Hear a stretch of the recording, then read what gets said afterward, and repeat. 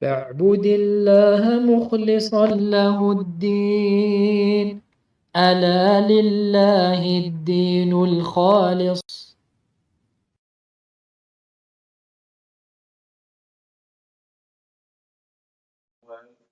ذكرنا صيام يوم عاشوراء ويوم عرفة. طيب، وماذا كذلكم الاعتكاف. نعم. Donc, nous sommes toujours sur le chapitre du jeûne qu'on va terminer aujourd'hui. On avait mentionné la semaine dernière donc certains jeûnes facultatifs. Parmi eux, le jeûne des 6 jours de Shawwal, d'accord, euh, que j'avais oublié, je pense, de traduire. Allahu a'lam. Je m'en suis rendu compte après, je crois. Hein, le cheikh il évoque, hein, parmi les jeûnes facultatifs, le jeûne des 6 jours de Shawwal. نعم. أين هذا؟ نعم. قال صلى الله عليه وسلم: من صام رمضان ثم أتبعه 6 من شوال كان كصيام الدهر. رواه مسلم. Il dit le prophète sallallahu alayhi wa sallam: celui qui jeûne Ramadan et ensuite le fait suivre par 6 jours de Shawwal, eh bien c'est comme s'il avait jeûné الدهر, c'est-à-dire l'année entière. طيب. قال وهذا الحديث أخرجه مسلم من حديث أبي أيوب الأنصاري قوله كصيام الدهر وذلك لأن الحسنة ب10 أمثالها فرمضان ب10 أشهر و6 أيام بشهرين يساوي يعني سنة. طيب. نعم. Il dit ici, le cheikh, donc le hadith rapporté par Muslim, donc siyam ihdah, c'est-à-dire que à la base, comme vous savez, la bonne action, elle est multipliée par 10, ça c'est la base. La bonne action, Allah subhanahu wa ta'ala, il a multiplié par 10. طيب. Donc celui qui jeûne un mois de Ramadan, multiplié par 10, c'est comme s'il avait la récompense de 10 mois. D'accord? Rajoute à cela 6 jours de Shawwal, 6 fois 10, 60, ce qui équivaut à 2 mois. Donc 10 plus 2 égale 12. Donc celui qui fait Ramadan puis 6 jours de Shawwal, c'est comme s'il avait jeûné l'année entière. Et s'il fait ça tous les ans, alhamdoulilah, c'est comme s'il avait jeûné toute sa vie. Il a la récompense yani, du jeûne quotidien tous les jours, sans cesse. نعم. طيب. ثم يقول: وقال صلى الله عليه وسلم: لا تشد الرحال إلا إلى 3 مساجد المسجد الحرام ومسجدي هذا والمسجد الأقصى متفق عليه. هذا الحديث أخرجه البخاري ومسلم من حديث أبي هريرة. وقوله عليه الصلاة والسلام لا تشد الرحال، لا تشد الرحال، قال ابن حجر في الفتح: الرحال جمع رحل، الرحال جمع رحل، وهو للبعير كالسرج للفرس. هو للبعير يعني الرحل للبعير كالسرج للفرس. طيب. وكن بشد الرحال عن السفر لأنه لازم السفر، هذا في الزمان القديم. وخرج ذكرها مخرج الغالب في ركوب المسافر، وإلا فلا فرق بين ركوب الرواحل والخيل والبغال والحمير والمشي، حتى المشي في المعنى المذكور.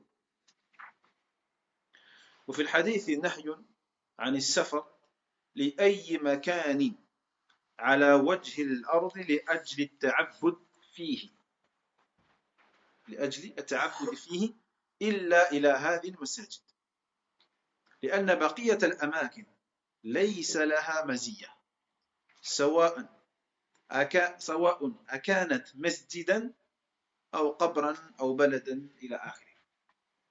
وأما السفر إلى غير هذه الوجهات لا لأجل التعبد كالسفر للتجارة أو لطلب العلم أو لزيارة قريب فليس بمحرم لأنه ليس في هذه المقاصد تعظيم للمكان. طيب. Il dit le prophète sallallahu alayhi wa sallam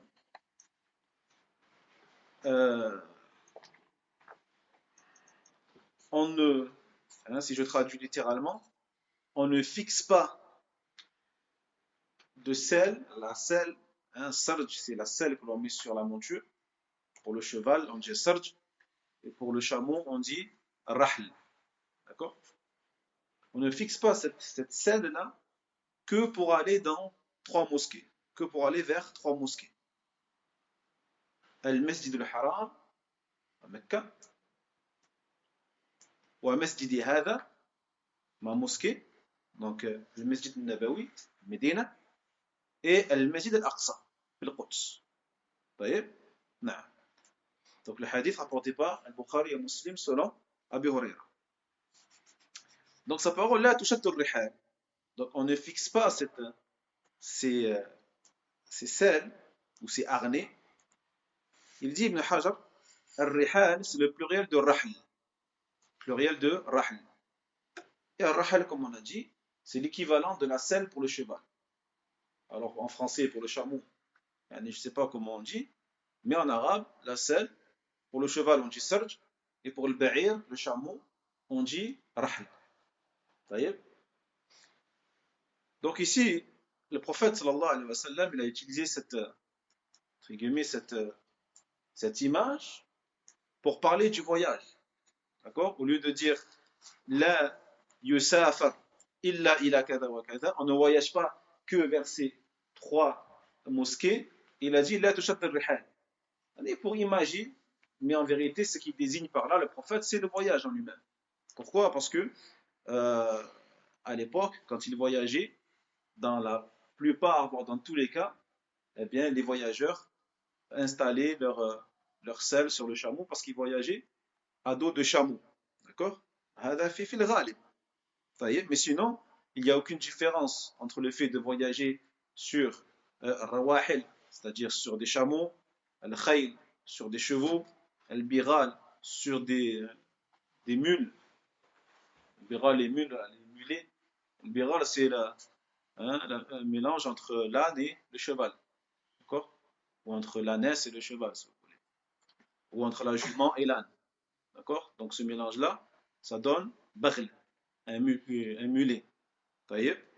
Ou al-hamir, l'âne, ou le fait de voyager à pied. D'accord? Donc quelle que soit en fait la manière de voyager, le hadith concerne donc tout type de voyage. Dans ce hadith-là, on a l'interdiction du voyage pour aller dans n'importe quel endroit sur terre, les ajli ta'abbud, avec l'intention de l'adoration, que dans ces 3 mosquées. D'accord? Ton intention, quand tu voyages, il est permis de voyager pour adorer Allah tabarak wa ta'ala dans le but d'adorer Allah que dans ces 3 mosquées-là. Car sinon, tous les autres endroits sur terre, hormis ces 3 endroits-là, n'ont aucune particularité en plus, qui ferait que tu as le droit de voyager vers eux, croyant que c'est une adoration d'Allah, que c'est bien de faire ça. D'accord? Que ce soit une mosquée, que ce soit une tombe, ou un pays, ou une ville, ou que ce soit. D'accord? Quand on voyage, le fait de voyager vers n'importe quel endroit sur terre, mais pas avec l'intention d'adorer Allah, pour le commerce, pour visiter un proche, pour étudier, مثلا, bien sûr, c'est pas interdit. D'accord? Ce qui est interdit, c'est de voyager dans un endroit pour glorifier cet endroit-là, pour montrer la valeur et l'importance de cet endroit-là. Cela n'est pas permis si ce n'est pour les 3 mosquées qu'on a qu'on a cités. طيب فالمؤلف رحمه الله تعالى ختم كتاب الصيام بالبقاع التي تشد إليها رحال ويسافر إليها، وهي 3 بقاع. البقعة الأولى المسجد الحرام كما قال النبي صلى الله عليه وسلم، لأن الصلاة فيها بكم؟ ب100,000 صلاة، ب100,000 صلاة فيما سواه، لقوله صلى الله عليه وسلم والصلاة في المسجد الحرام أفضل من 100,000 صلاة فيما سواه. Donc, pour clôturer son chapitre concernant le jeûne, le cheikh mentionne ici les trois endroits dans lesquels donc il est permis de voyager pour adorer Allah tabaraka wa ta'ala. Le premier endroit, donc, la mosquée Al-Haram. La mosquée Al-Haram de Mecca. D'accord? Parce que la prière fi Al-Haram, fi le Masjid Al-Haram, sa récompense, elle est supérieure à combien? 100 000. 100 000 prières faites ailleurs, excepté la mosquée du prophète sallallahu alayhi wa sallam et la mosquée Al-Aqsa. D'accord? Mais hormis ces mosquées-là, une prière à la mosquée où il y a la Kaaba, elle est supérieure à 100 000. D'accord? Les savants, ils ont divergé. Est-ce que cela concerne que la mosquée de l'Haram, c'est-à-dire qu'en dehors des murs de la mosquée, elle ne vaut pas 100 000? Est-ce que ça concerne même les mosquées que tu trouves aux alentours de la mosquée? Est-ce que ça concerne tout l'Haram, Mecca, مثلا? Donc il y a plusieurs aqwal là-dessus. La vie le plus correcte, Allahu alam, c'est que ça concerne que la mosquée où il y a la Kaaba. D'accord? La mosquée où il y a la Kaaba. Passer les murs de la mosquée, eh bien la prière n'aura pas cette distinction. Ça, c'est l'avis des cheikhs Al-Uthaymin, notamment. Rahimahullah. Et la preuve donc de cela, c'est la parole du prophète sallallahu alayhi wa sallam, qui a dit que une prière dans Al-Masjid al-Haram est meilleure que 100 000 prières faites ailleurs. Est meilleure que 100 000 prières. Donc c'est même pas, elle est égale à 100 000 prières, elle est meilleure que 100 000 prières. Sa récompense, est meilleure que 100 000 prières faites ailleurs, excepté Al-Medina et Al-Masjid al-Aqsa. D'accord? ثم الثانية المسجد النبوي لأن الصلاة فيه بكم؟ ب1000 صلاة، ب1000 صلاة فيما سواه.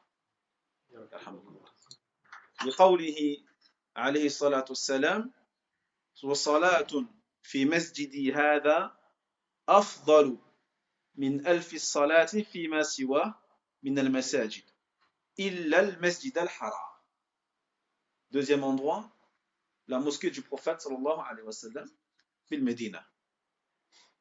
Parce que une prière qui est faite là-bas, sa récompense, elle est supérieure à 1000 prières faites ailleurs, excepté encore une fois Al-Masjid al-Haram ou Al-Masjid al-Aqsa. La preuve, la parole du prophète sallallahu alayhi wa sallam qui a dit une prière faite dans ma mosquée est meilleure que 1000 prières faites ailleurs dans les autres mosquées, excepté la mosquée de Al-Haram. D'accord? نعم.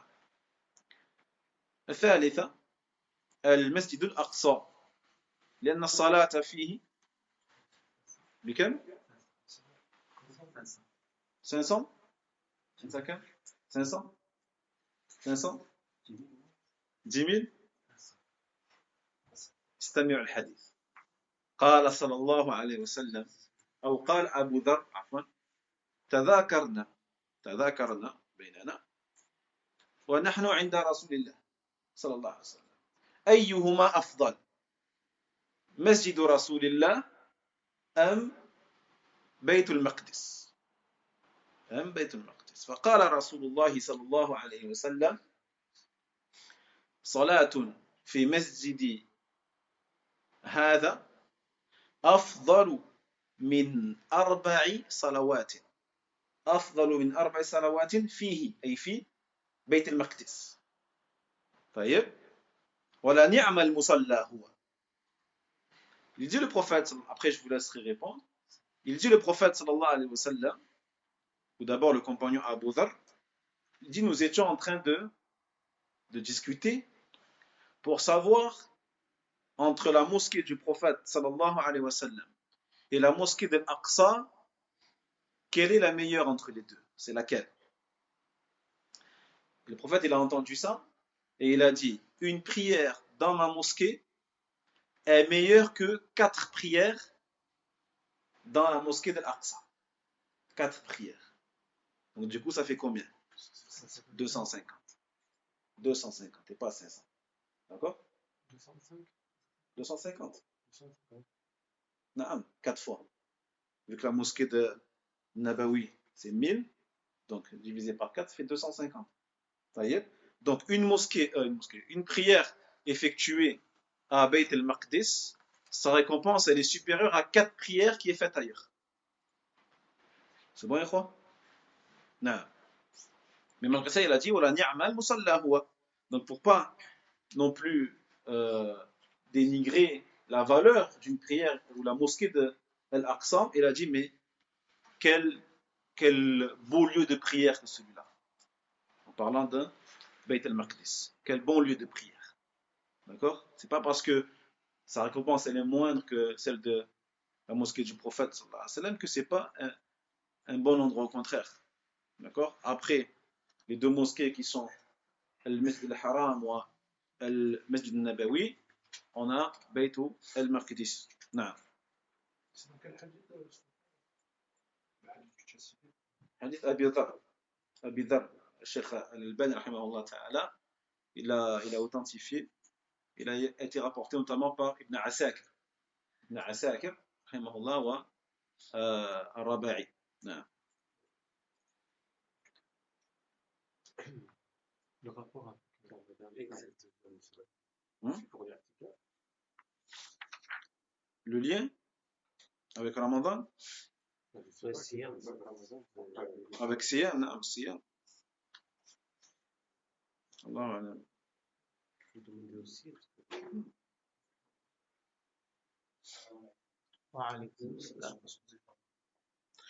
Peut-être c'est par rapport à l'I'tikaf. Je pose la question avec le frère tout à l'heure par rapport au rien à voir en sujet, c'est le cours sur les 10 derniers jours de Ramadan. Commencez quand? Le 21 Muharram? Le 20. D'abord, je réponds à la question du frère, et je vais attendre. À mon avis, c'est par rapport à l'I'tikaf. D'accord? Parce qu'il y a des ulama qui ont divergé sur l'I'tikaf. Ils ont dit que l'I'tikaf, on l'a fait que dans ces 3 mosquées-là. Ils disent, je ne peux pas faire l'I'tikaf en dehors des 3 mosquées. L'Aqsa, le Haram, le Nabawi. C'est ça le lien, on a fait entre le bab, le kitab et les hadiths. Non. Les 10 derniers jours, on l'a dit la semaine dernière. Vous n'avez pas bien compris alors? Le 20 Muharram. Ça fait le 21. La nuit du 21. La nuit du 21. D'accord? Le jour, il commence, fait le Maghrib. Donc quand on dit la nuit du 21, c'est le Maghrib qui suit le 20. Qui suit le 20. D'accord? Mathalan, aujourd'hui, avant le Maghrib, on était le 20 par exemple. Avant le Maghrib, aujourd'hui on était le 20. Après le Maghrib, tu rentres dans les 10 derniers jours. En ce moment-là. Parce qu'après le Maghrib, tu rentres dans le 21. C'est bon? Ok.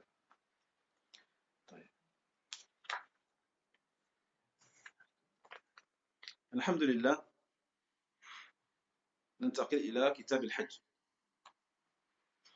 يقول والأصل فيه قوله تعالى ولله على الناس حج البيت من استطاع إليه سبيلا والاستطاعة أعظم شروطه الاستطاعة أعظم شروط الحج أي شروط وجوب الحج اقتصر المؤلف على ذكر شرط الاستطاعة وقد ذكر الفقهاء أنه يشترط لوجوب الحج خمسة شروط وهي الأول الإسلام الشرط الأول الإسلام الثاني البلوغ فلا يجب على الصغير وإن كان يصح منه لا يجب على الصغير وإن كان يصح منه الثالث الحرية فلا يجب على المملوك الرابع أمن الطريق فهمت؟ أمن الطريق الخامس الاستطاعة وهي القدرة على الوصول إلى البيت والمشاعر وأداء المناسك خلاص؟ أعيد؟ لا الإسلام البلوغ الحرية أمن الطريق والاستطاعة.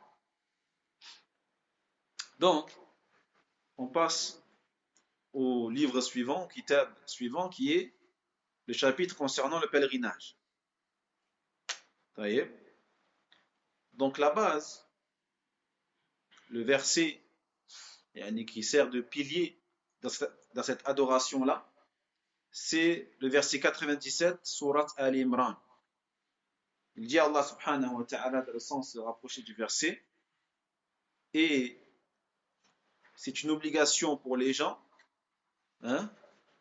vis-à-vis d'Allah, de faire le pèlerinage à la maison pour celui qui en a la capacité.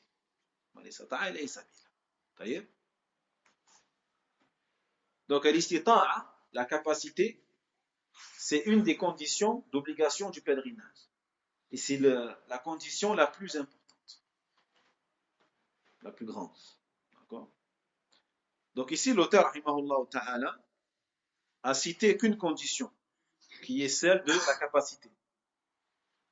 Mais il faut savoir que les juristes, ont mentionné d'autres obligations, d'autres conditions,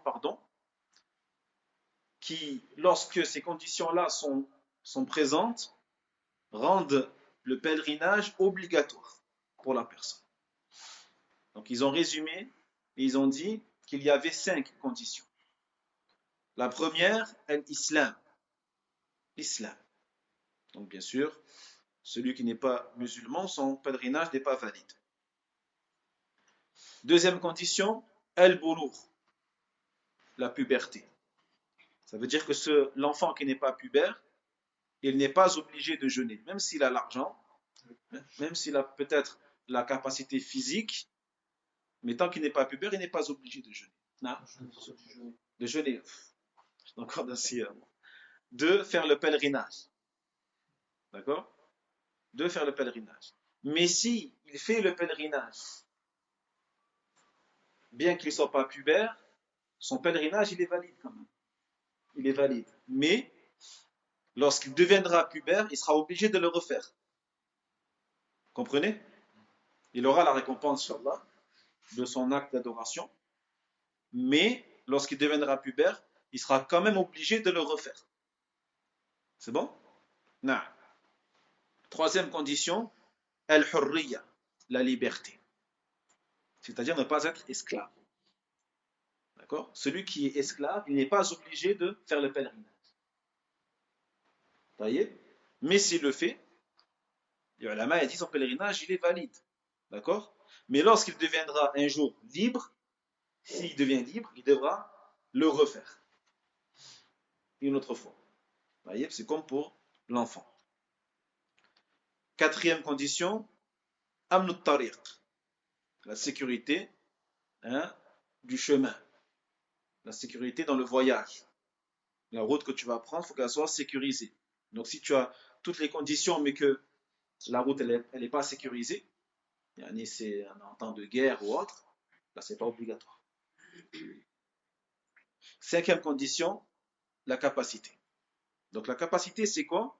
C'est la capacité d'atteindre l'endroit du pèlerinage, d'atteindre la maison sacrée d'Allah Tabaraka wa Ta'ala, ainsi que tous les endroits yani, dans lesquels il y a les rites du pèlerinage.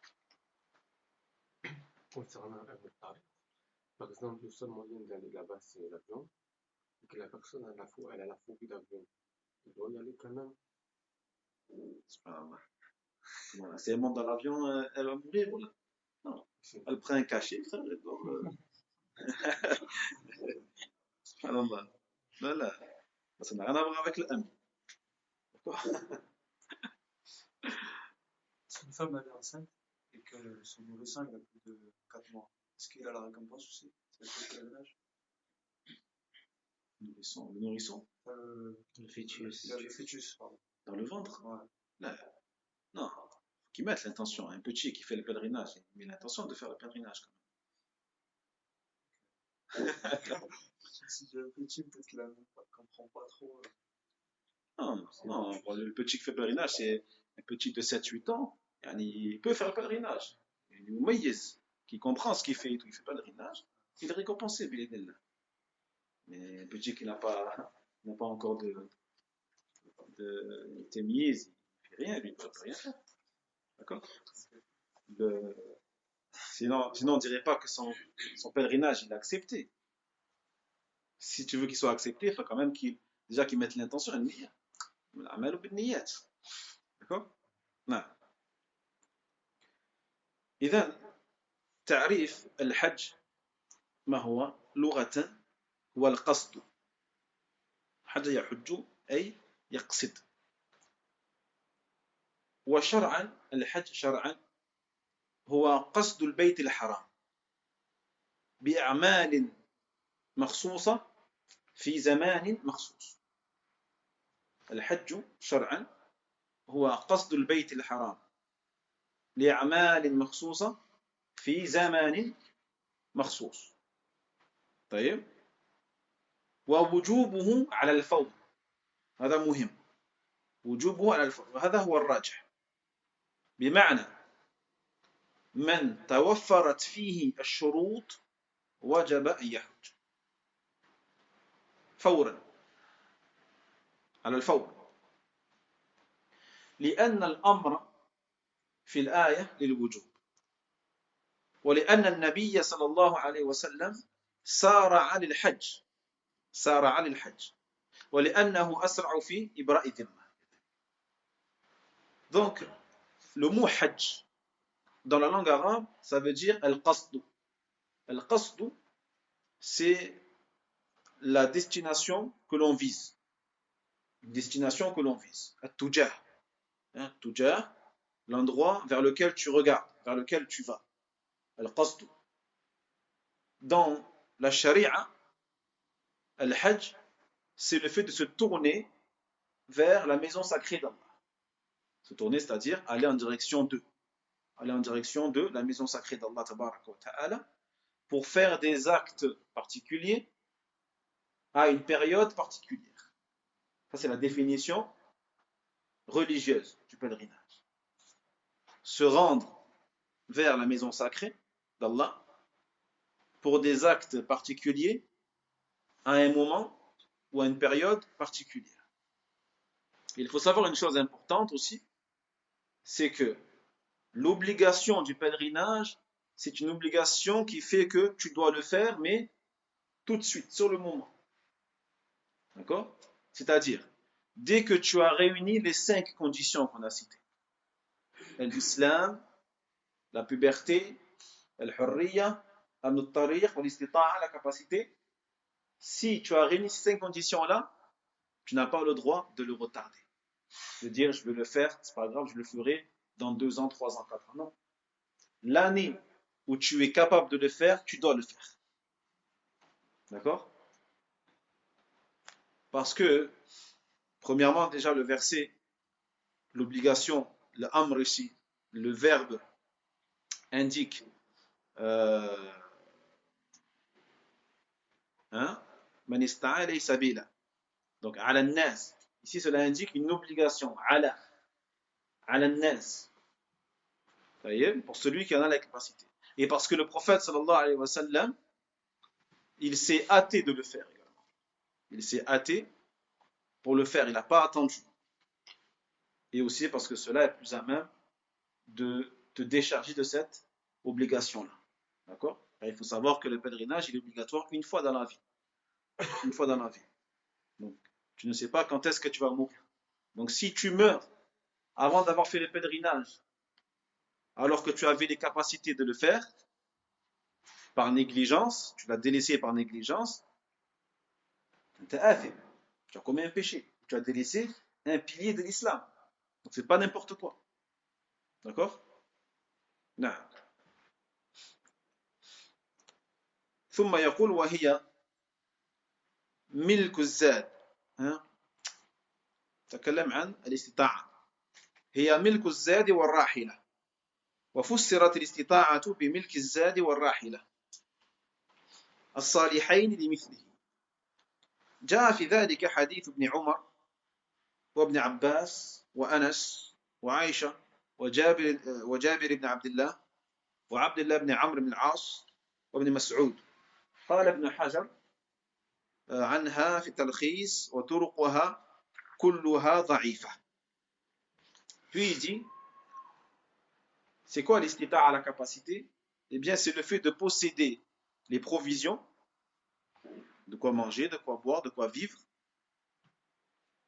c'est-à-dire pour l'aller et pour le retour, warrahila, et bien sûr, une monture pour voyager. D'accord? Donc, l'istita à la capacité ici, elle a été définie par l'auteur comme étant le fait d'avoir la provision et la monture. Une provision et une monture qui convient à la personne. Qui convient à la personne. Non.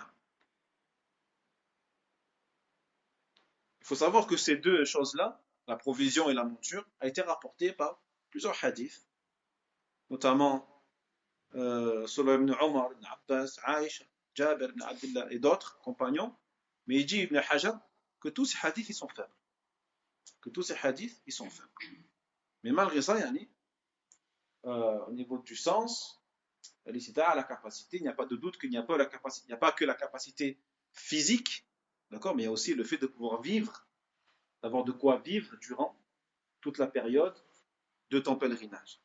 Car sinon, si c'est pour aller là-bas, pour dormir dehors et ne rien avoir à manger, tu n'es pas dans la capacité dans ce cas-là. D'accord? Donc la capacité est inclue dedans le manger, la boisson, la monture, etc. etc. Ah, bien sûr, c'est pas que pour toi. Si ta famille va avec toi. Mais si tu es le seul. Ah oui, pour ta famille qui reste ici, non, bien sûr.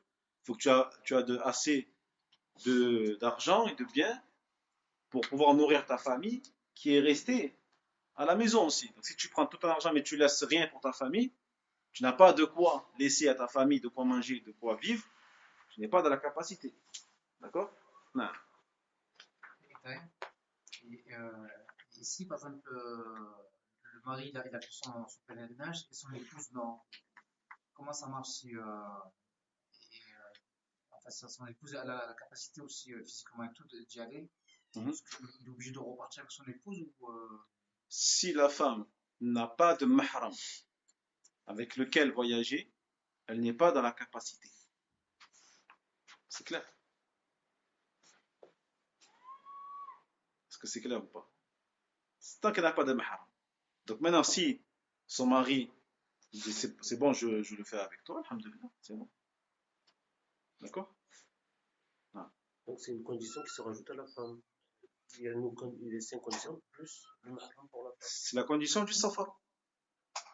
C'est la condition du safar. Son istita à elle comprend aussi la capacité de la femme tu rajoutes aussi yani, le fait d'avoir un mahram. C'est bon? Donc un mahram, ça peut être son mari, ça peut être son fils, pubère, ou en âge hein, de la défendre. Au cas où. Accompagnateur. Mahram? Non, un mahram. Non, tuteur c'est un wali. Tuteur c'est wali. Un mahram c'est une personne avec qui la femme ne pourra jamais se marier. C'est ça son mahram. Son père, son frère, son mari. Enfin son mari, elle est mariée avec. C'est un mahram pour elle, mais en dehors du mari, le fils, l'oncle, le grand-père, etc. Non, les frères de lait sont des mahram. Le beau-père, non, le beau-père aussi. C'est bon? Le beau-fils. L'arbre généalogique. Ouais, mais tu as raison, on a de préciser. Il faut savoir qu'à Sihriya, au niveau de l'ihsan, ils ont un droit aussi important. Ils ont un droit très important sur nous. D'accord? Tu as ceux qui ont un lien de sang avec toi. D'accord? Ceux-là, ils ont un droit sur toi qui est énorme. Tu n'as pas le droit de les ignorer. Tu es obligé de garder contact avec eux. D'accord? Mais les ulama, ils ont fait rentrer dedans également Sihriya, ceux qui ont un lien par rapport au mariage. Eux aussi, ils ont un droit sur toi qui est important. D'accord? Et qui est supérieur au droit des autres musulmans qui n'ont aucun lien avec toi. Taïeb? Donc une femme qui habite dans Mecca, par exemple, n'a pas besoin de... Ah non. Voilà, ahsant. C'est vrai que c'est pour ça que je dis c'est le voyage ça. Comme il a dit le frère, si une femme elle habite à Mecca, elle n'a pas de voyage à faire, donc elle peut faire un pèlerinage toute seule. Non. بارك الله فيك. ثم يقول وهي ملك الزاد والراحلة بعد ضرورات الإنسان وحوائجه الأصلية وحوائجه الأصلية مثل نفقته ونفقة عياله ومن تجب عليه نفقته وسداد دينه ونحو ذلك. نعم. Donc, on a dit l'istita, la capacité que la personne possède une provision, une rahila, une monture pour y aller. Après, bien sûr, avoir de quoi payer ses besoins élémentaires. Ses besoins élémentaires, ses premières nécessités. Donc, c'est quoi les premières nécessités? Eh bien, toutes les dépenses qu'il doit faire pour lui déjà, les dépenses qu'il doit faire aussi pour sa famille, les personnes qui sont sous sa charge, ses enfants, son épouse. Donc, comme on a dit, celui qui a de quoi partir, mais qui n'a pas de quoi laisser à sa famille, de quoi vivre, hein, manger, etc., durant son absence, il n'est pas dans la capacité, lui, il ne part pas. D'accord? Il reste jusqu'à ce qu'il ait assez pour faire vivre sa famille et partir. C'est bon? Non. Et aussi par rapport aux dettes. Celui qui a de l'argent, mais il est endetté, il doit de l'argent. Et il ne peut pas faire les deux en même temps. Il ne peut pas faire le pèlerinage et en même temps rembourser ses dettes. Lui, il n'est pas dans la capacité non plus. D'accord? Lui, ce qu'il doit faire, c'est d'abord rembourser ses dettes. La priorité, c'est rembourser ses dettes. Parce que dans son cas précis, il n'est pas obligé de faire le pèlerinage. D'accord? Donc il ne fait pas passer une chose qui est pas obligatoire devant une chose qui est obligatoire. L'obligation, c'est de rembourser sa dette. Alors que le pèlerinage, tant qu'il n'a pas les moyens de faire les deux, il n'est pas obligé de faire le pèlerinage. Fahimtum? Nouruddin, t'as compris ou pas? Sûr? Oui, il ne peut pas partir sans avoir une dette et après. Voilà. Donc, s'il part avec les sous de la dette, c'est de l'argent haram? Non, son pèlerinage, il est valide. Il est valide. Mais il aura délaissé ce qui lui est incombé de faire, en priorité. D'accord? Et il peut avoir commis un péché aussi si il s'est engagé à rembourser sa dette à tel moment, par exemple, et au lieu de rembourser, il part au pèlerinage, il revient. Il peut avoir commis un péché par rapport à ça, par rapport à son créancier. Taïeb. Mais son pèlerinage, lui, s'il a respecté toutes les conditions du pèlerinage, son hajj, il est valide. Il est valide, alhamdoulilah. Si c'est d'accord avec le créancier. La baisse. Alhamdoulilah, la baisse. Il n'y a pas de problème. Si le créancier lui dit c'est bon, mais allez, tu me rembourseras après. Alhamdoulilah. Taïeb. Non.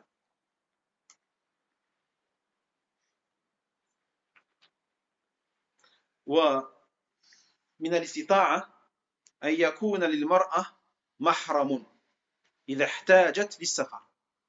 واضح. فالمحرم للمرأة من الاستطاعة إذا احتاجت لسفر. ودل على ذلك حديث ابن عباس قال سمعت النبي صلى الله عليه وسلم يقول لا يخلون رجل بامرأة إلا ومعها ذو محرم ولا تسافر المرأة إلا مع ذي محرم. فقام رجل فقال يا رسول الله إن امرأتي خرجت حاجة وإني اكتتبت في غزوة كذا وكذا وقال انطلق فحج مع امرأتك. أخرجه البخاري ومسلم. أما إذا كانت لا تحتاج لسفر إلى سفر لكونها في مكة أو دون مسافة القصر منها فلا يشترط وجود محرم لها. Parmi également la capacité concernant cette fois la femme, on en a déjà parlé, le fait que la femme ait un mahram avec qui faire le voyage, si elle a besoin de voyager encore une fois. D'accord? Sachant que c'est vrai que pour nous, le hajj c'est synonyme de voyage, mais pas pour tout le monde. Pas pour tout le monde, pas forcément pour tout le monde. Donc le mahram, c'est qui le mahram? Pour la femme, déjà, la preuve du fait qu'elle ait besoin d'un mahram, c'est le hadith d'Ibn Abbas, qui a dit, j'ai entendu le prophète sallallahu alayhi wa sallam dire qu'un homme ne s'isole pas avec une femme sans qu'il y ait avec elle un mahram. Sans qu'il y ait avec elle un mahram. Taïeb. Naam. Les ulama, ils ont divergé ici par rapport à l'expression wa ma'aha dhu mahram. Il n'a pas dit wa ma'aha mahram. Il a dit wa ma'aha dhu mahram. Taïeb. Donc ils ont divergé. Ils ont dit certains qu'en vérité ça peut être soit un mahram à elle, soit un mahram à lui. Donc un mahram à lui, yani sa mère, sa sœur, sa tante, mathalan, ou sa fille. D'accord? En fait, ce qui veut dire par là, c'est que pour éviter l'isolement, il suffit qu'il y ait une troisième personne. D'accord? Donc la femme, si elle est avec son père, il n'y a plus d'isolement. Ou alors l'homme, s'il est avec sa mère, il n'y a plus d'isolement non plus. Alhamdoulilah. D'accord? Non. Il faut que ça absolument un mahram des deux côtés. Parce que là, j'ai essayé un mahram du côté de l'homme, du côté de la femme. Ah, tu veux dire qu'une personne qui n'a aucun lien, ni avec l'un ni avec l'autre, pour éviter l'isolement, il n'y a pas d'isolement. L'isolement, le khalwa, le muharrama, c'est quand il y a deux personnes, une femme et un homme, qui sont dans un endroit isolé et qui est préservé du regard des autres. Et que les gens ne peuvent pas entrer comme ça facilement. Là, il y a isolement. Mais à partir du moment où il y a une troisième personne, il n'y a plus d'isolement. Il n'y a plus d'isolement. Taïeb? Non.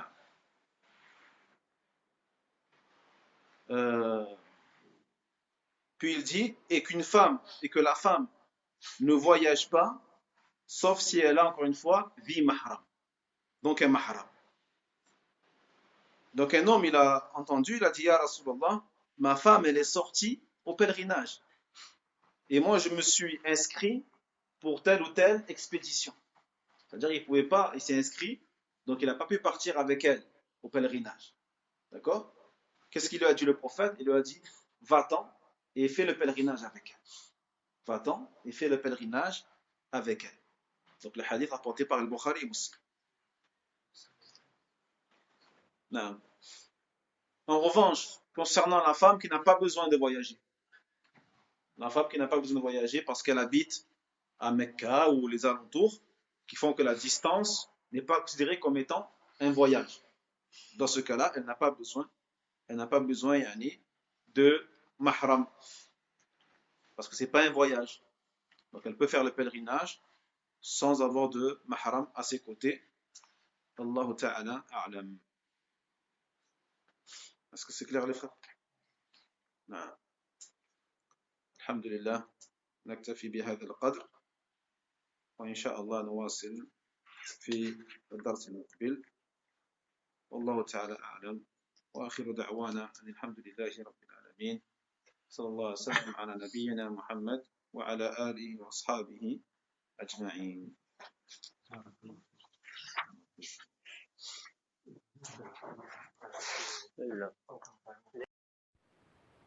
وينجي الله الذين اتقوا بمفازتهم لا يمسهم السوء ولا هم يحزنون